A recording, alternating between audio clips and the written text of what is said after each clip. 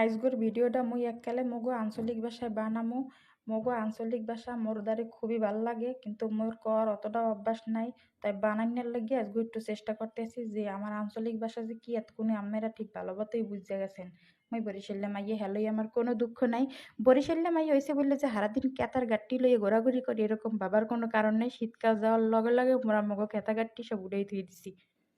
তাই মাঝে মাঝে একটু শীত পড়লে হালকা ছোট মোটো একটু পাতলা খেতা বাইর করে থুইছি ওগো গায়ে দিই। যাই হোক মই আজগো ছোট ছোট হরিয়া ওই যে যেগুলারে কয় পেঁয়াজ ওইয়ে বানামো। এই ছোট বানাইনের এক কারণ হইলো, আগে এই পদ্মা ব্রিজ হওয়ার আগে যে সময় মোরা ওই ঢাকা যাইতাম বাসে করিয়া, সেই সময় ওই বাসে উঠলেই দেখা যাইতো যে ওই একজনে আবিজাবি লইয়ে উঠতো।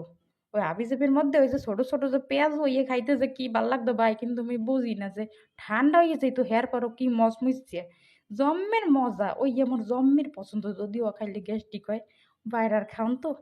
তারপর মুই এখন বাড়িতে ভাবছি যে দেখি একটু চেষ্টা করি, যদিও ইফতারির একটু সময় আগে বানাইছি তো বেশি মশমশা থাকার দরকার নাই। ওই ৫-১০ মিনিট মশমশা থাকলেই হোক, পেটে যাইতে পারলেই হইলো।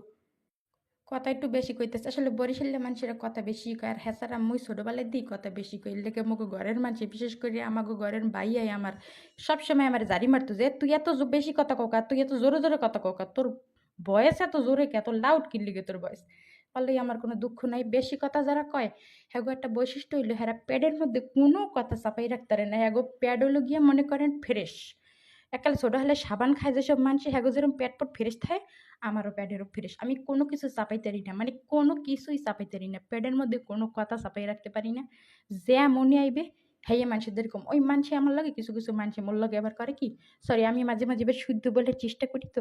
যাই হোক, কিছু মানুষে মোর লগে হ্যাঁ মাঝে মাঝে আহে ঝগড়া করতে, ঝগড়া করে বোম দিয়ে থাকে। তো আমি করি কি, যে সময় মোর লগে কেউ বোম দেয়, আমি না হের লগে যাই ডাইরেক্ট কথা কই, কি কি হয়েছে আমার গুছিয়ে কও।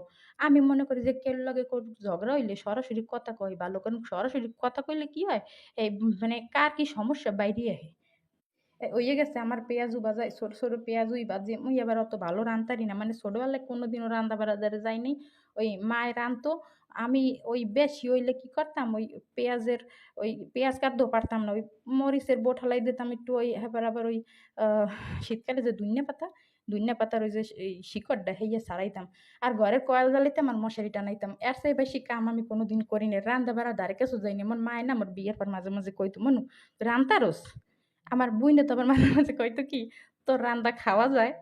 তো যাই হোক, ওই রান্দা বাড়া আস্তে আস্তে যা শিখছি, বিয়ে হয়েছে আজকে এত বছর। এইটি হলো গিয়া আমি এখন ওই এটারে কি কয় ছোলা বুট, ছোলা বুট রানবো তো। এর মধ্যে একখান বোম্বাই মরিচ দিছি, বাবা রে বাবা কি যে টেস্ট। বোম্বাই মরিচ কিন্তু আমাকে নিজে